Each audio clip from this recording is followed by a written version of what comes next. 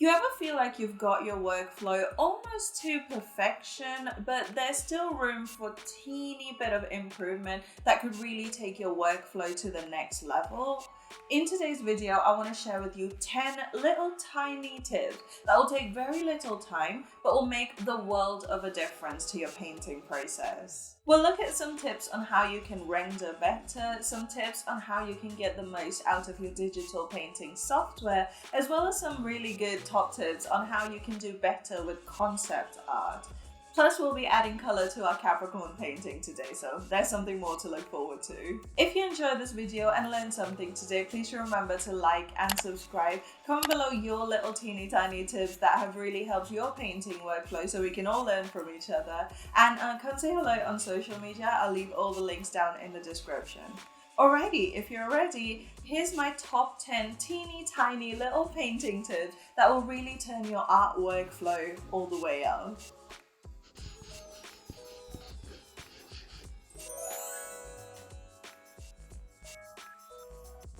So, like I said, we're going to divide this list into 3 sections: rendering tips, software tips, and concept art tips. And I'm actually going to timestamp them so you can come back and rewatch specific sections of this video if you like. Let's get started with our rendering tips.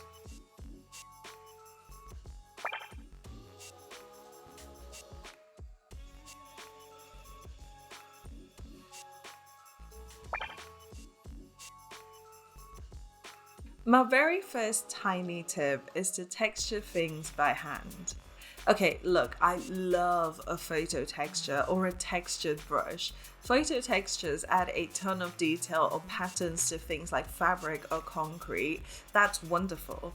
But when it comes to things like skin and hair, the temptation is to use those super popular skin texture brushes or braid brushes that make the shapes for you. Those brushes work great, I'm sure, but in my opinion, those are finishing brushes. If you must use them, they are best saved for the very end after you've got all your rendering done. Then you use textures and textured brushes to just punch up the realism and add tiny details. However, I can tell you from past experience that the temptation is to go straight in with these textures, and that is how you get muddy colors. Instead, learn how to paint the major textured surfaces in your piece by hand. As a bonus, it will make your end product feel way more impressionistic and artsy, which is honestly the most beautiful look on a painting.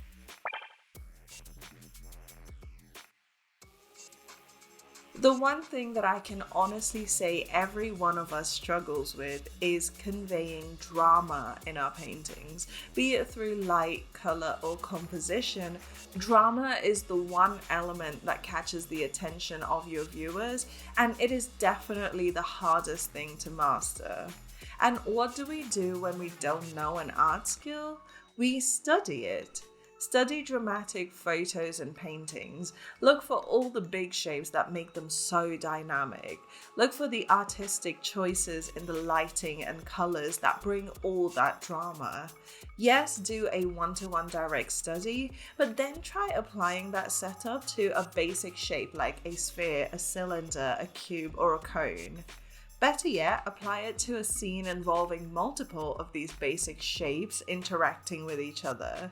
How do the shadows affect adjacent shapes and forms? Is there any color reflection? Does the composition enhance or hinder the drama? It's about getting all of these notes into your subconscious so that the next time you work on an original piece, drama is your primary instinct.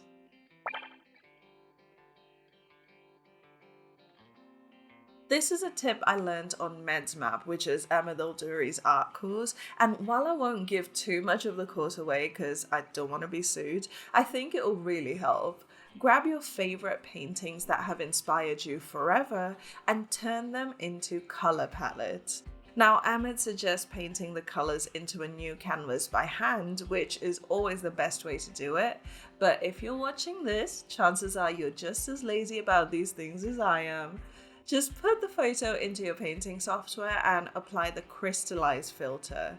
Increase the crystal size and it'll essentially make an abstract image with the major colors in your reference.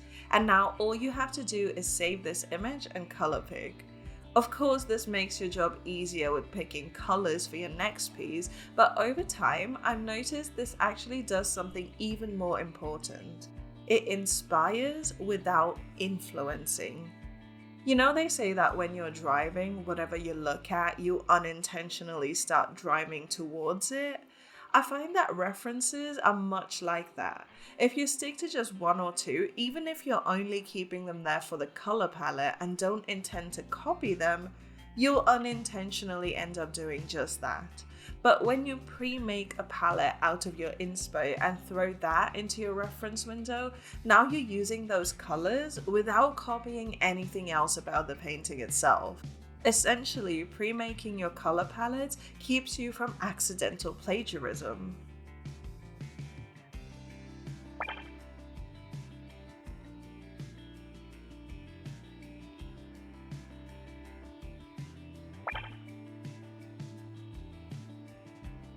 You ever hop on your favorite artist's IG and look at these gorgeous, high-quality, detailed paintings and feel so blown away by how intricate it all is?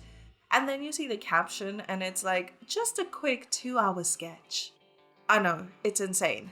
At first, I thought it was literally just them painting super fast, like it was the art version of the Roadrunner show. But as time goes by, I've started to think that it might actually just be that their workflow is super efficient and simplified. That intricate, super detailed painting you love likely uses way fewer steps than you or I might take to paint a basic sphere. The key isn't cutting corners, it is being mindful of each brush stroke.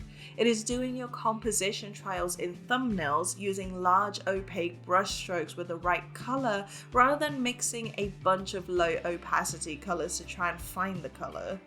Plus, the most advanced digital artists understand their painting software inside and out, the way an advanced oil painter understands canvas and solvents. It's not just using the basic functions like brushes and blending modes, but going deeper. The software usually has loads and loads of features that are meant to make our workflow simpler, but being the creatures of habit that we are, we've just never explored any of it.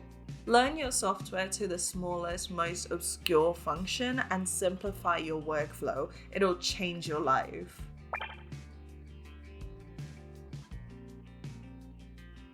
One issue that most of us have faced, but no one really thinks about, is file formats.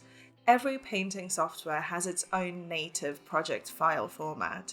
Photoshop has PSDs, Krita has KRAs, Procreate files are apparently a .procreate, creative that one, and sometimes these files are cross-compatible, meaning you can open one type of file in a different software, but other times they are not. Hell, sometimes you can't open the native file format in an older version of the same software because project files are usually not backwards compatible.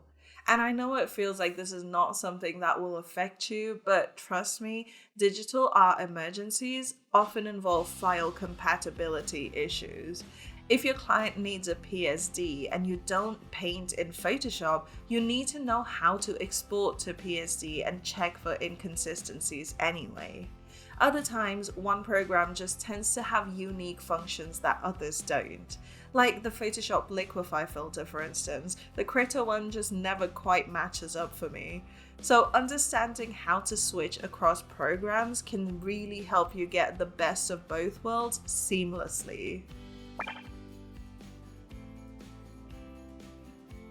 This is one tip I wish someone had told me ages ago because it would have saved me so much hassle, so I'm telling you now.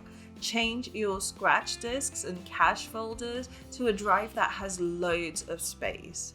The scratch disk is basically the drive on your computer that your drawing program uses to put all the workload on while you paint.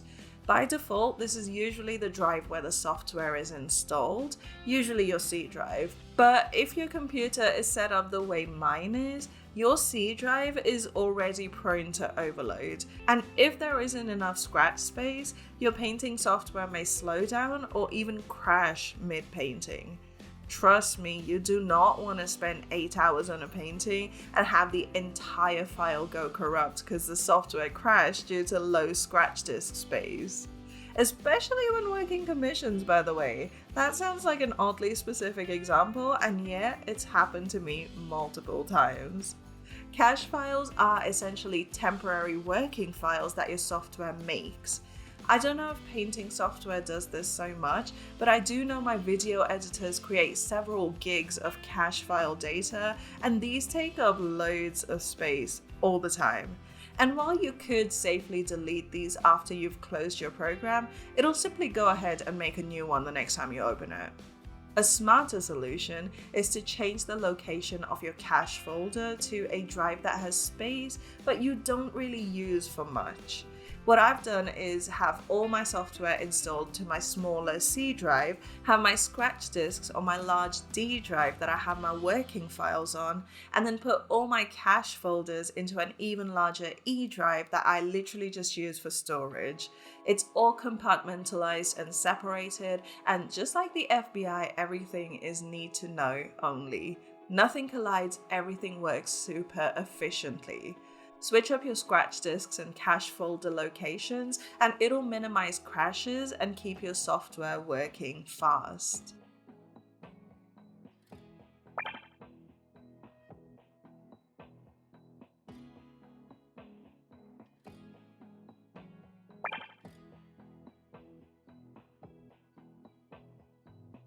Let's talk about coming up with good design and compositions.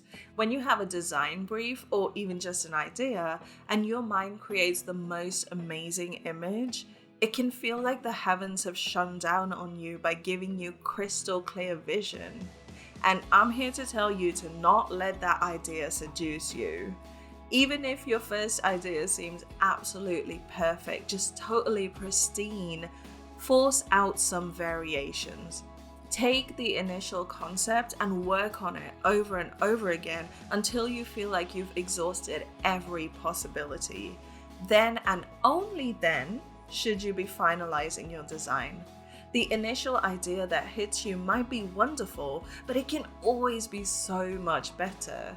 Give yourself the time and space to explore your idea without just settling for the very first image that comes to mind. Your concepts will turn out way better thought out and visually sound.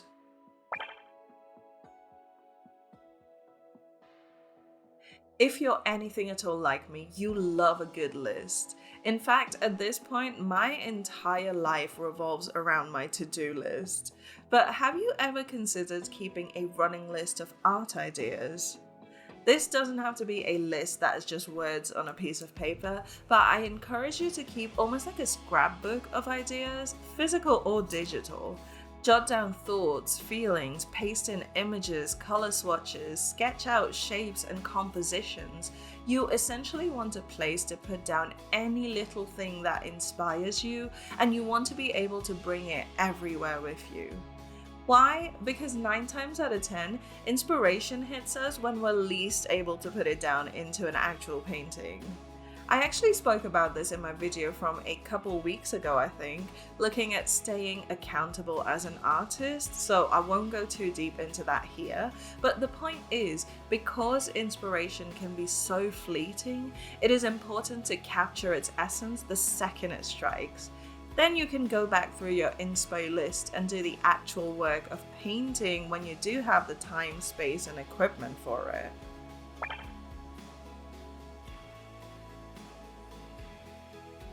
This tip is for those of you who do a lot of character design work, or you work in fashion and such, where you constantly need to draw base bodies before actually doing the design bits. Cut your design time in half by preparing mannequin and turnaround templates. And more specifically, save this as a project file rather than just as a flat image. This is the key difference between making your own templates versus just downloading them off the internet, being able to save the layers. Obviously, not all your characters are going to fit the same body shape, but look for common proportions that you find yourself using all the time and create turnaround, full body, head and bust templates, each on their own layer. And the next time you need to design a character outfit, you just make a copy of the template projects file, and then half your work is done for you.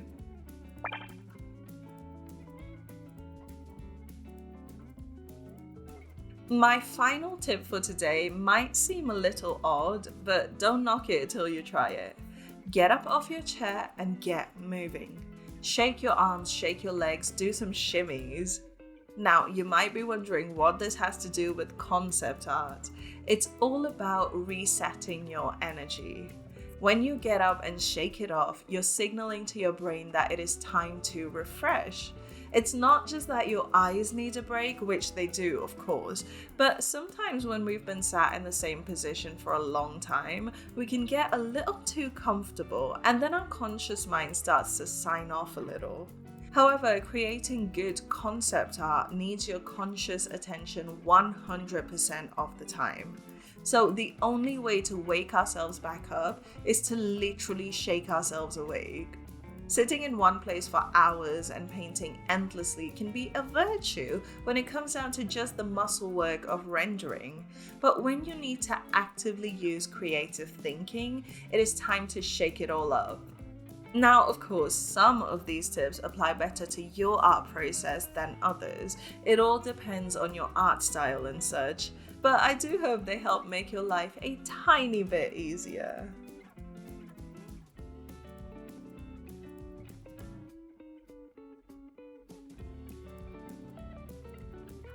So, what was your biggest aha moment of this video? Are there any other tiny tips that have really changed your art life forever?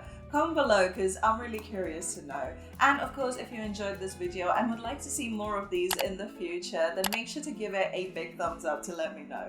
Subscribe to my channel because I put out new art content every single week. And if you want to come say hello, I have an Instagram and I have a Discord server. The links to both of those are down in the description, so I'd love to see you there. If you enjoy what I do and would like to support my work and also check out a lot of extra content that I don't post on YouTube, it is all up on my Patreon. I'll leave a link up here. I post all of the speed paints from start to finish, all of my high quality art, polls for the next style study, as well as my custom brush kit for Photoshop and Critter. It's all up here, and thank you so much for checking it out. And that's about it for this video, so thank you guys so much for hanging out with me. I really hope you enjoyed it as much as I have. If you're looking for a bit of a spicy video that I put out last week about copying art styles and why that should not be your primary art goal, I'll leave this video down here. Check it out in the outro. It actually did way better on YouTube than I was expecting. So check that out down here, and I'll see you guys on the next one.